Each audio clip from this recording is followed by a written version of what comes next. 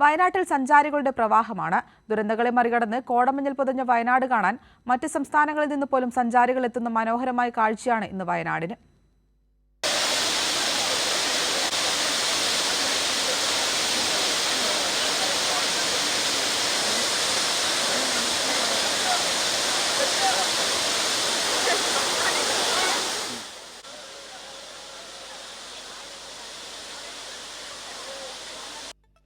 വയനാടൻ മലനിരകളിലെ തണുപ്പും തേടിയുള്ള സഞ്ചാരികളുടെ വരവാണിപ്പോൾ വയനാടിനെ ഉണർത്തുന്നതും ഉറക്കുന്നതും.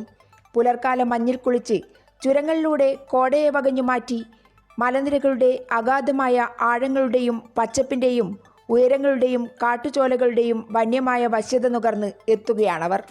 വയനാട് ഡിസംബറിലെ തണുപ്പുമായി അവരെ വരവേൽക്കുകയാണ്.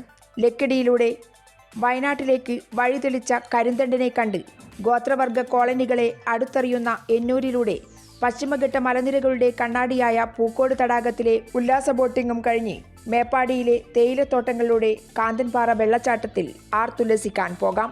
സൂചിപ്പാറയിലും ബാണാസുരയിലും അട്ടമലയിലും കാരാപ്പുഴ ഡാമിലുമെല്ലാം സഞ്ചാരികളുടെ തിരക്കാണ്.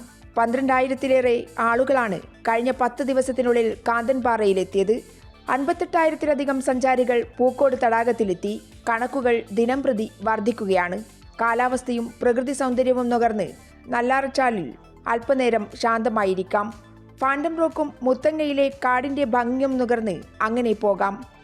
വയനാട് ദുരന്തത്തെ അതിജീവിച്ച് കുതിച്ചുയരുകയാണ്.